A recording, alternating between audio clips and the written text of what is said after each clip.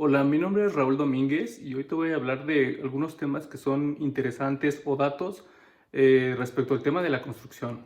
En primera, ¿qué consideraciones deberíamos de tomar para seleccionar el material a usar en un proyecto para su estructura, como pueden ser acero, concreto, reforzado o madera?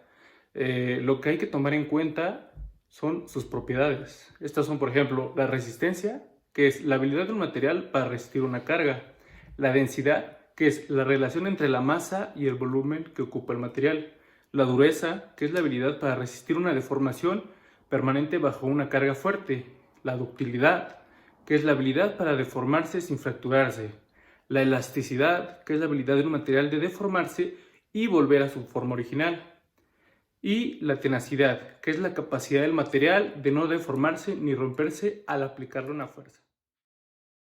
Las cargas son un grupo de fuerzas que actúan sobre una estructura y se dividen en dos: las cargas muertas y las cargas vivas. ¿Qué son las cargas muertas? Son los pesos de todos los elementos constructivos, de los acabados y de los elementos que ocupan una posición permanente y tienen un peso que no cambia sustancialmente con el tiempo. Algunos ejemplos son las puertas, las ventanas, las divisiones e incluso el propio peso de la estructura. Un sistema de entrepiso es un elemento horizontal que separa un piso del otro. Desde el punto de vista estructural, tiene como principales dos funciones. Una, bajo fuerzas sísmicas se encargan de conectar los elementos verticales y distribuir entre ellos fuerzas sísmicas. Y bajo cargas gravitacionales, que se encargan de transmitir la carga a los elementos perimetrales, que pueden ser vigas, columnas y muros. Aquí tenemos una estructura. Este es el lado corto, este es el lado largo.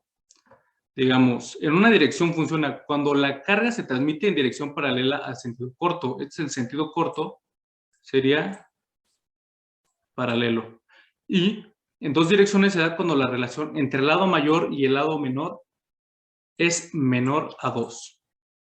Los laboratorios de túnel de viento se diseñaron para simular el ambiente atmosférico y conocer las presiones y movimientos que produce el viento sobre una estructura.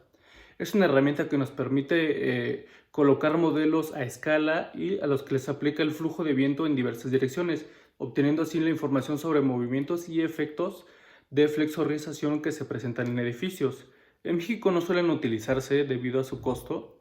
Hay un laboratorio que opera en la UNAM, les voy a estar dejando una imagen, pero por ejemplo en algunos proyectos internacionales, por ejemplo en el Opal Sands Resort, es un hotel muy lujoso, les voy a estar dejando una imagen, ubicado en Florida, y también el desarrollo inmobiliario de Bliss Condominiums, también ubicado en Florida. Para aumentar la resistencia de los edificios ante sismos se pueden emplear varias técnicas. En cuanto a la altura y dimensiones de la planta, para diseñar una torre en zona sísmica yo me basaría en la 12ª y última edición del Reglamento de Construcciones para el Distrito Federal, que se especifica en las normas técnicas complementarias para el diseño por sismo. Tomaré en cuenta los puntos 3.1.8, que es el factor de riesgo sísmico, el punto 5.1.2, que es el muro con castillos interiores, y les voy a estar mostrando una imagen de la figura 5.3, que son refuerzos en el perímetro de aberturas. Una estructura estáticamente determinada quiere decir que puede ser analizada mediante los principios de la estática, o sea que se pueden conocer sus fuerzas internas por medio de las ecuaciones de equilibrio estático.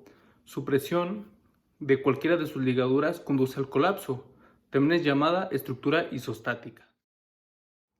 El 19 de septiembre de 1985 ocurrió en México un desastre. Un sismo de 8.1 grados en la escala de Richter afectó la zona centro, sur y occidente de México, y en particular a la Ciudad de México. El movimiento devastó la zona centro de la capital del país, provocando daños severos en cientos de edificios y lamentablemente causando la muerte de miles de personas. Las causas más comunes por las que las estructuras fallaron o colapsaron fueron dos: que las columnas no resistieron por ausencia de refuerzos transversales, o que por muros que fueron distribuidos asimétricamente o reducidos. Una viga, o en inglés beam, es una parte principal de un sistema de entramado estructural. Está diseñado para transportar cargas distribuidas, como paredes paralelas o sistemas de techo. Por otra parte, una trave, o en inglés girder, es como una viga que soporta vigas más pequeñas y actúa como el principal soporte horizontal de una estructura.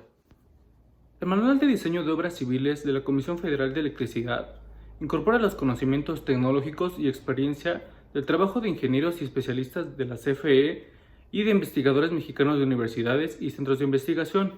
De las 4 familias de métodos, el que utiliza es el método analítico. La estructura es el esqueleto de un edificio. Es el encargado de soportar las cargas. La estructura de un edificio está sometida a varios tipos de esfuerzo. Las características más importantes son la rigidez, esto quiere decir que no se deforme, y la estabilidad, que el edificio no se caiga. Los principales elementos son los forjados, los pilares, los muros de carga y las vigas. Los forjados deberían ser los últimos en fallar en un edificio, ya que al ser elementos horizontales que soportan su propio peso y transmiten las cargas a los otros elementos, los antes mencionados, por lo que su fallo podría causar el colapso de la edificación y cobrar la vida de las personas que estaban adentro.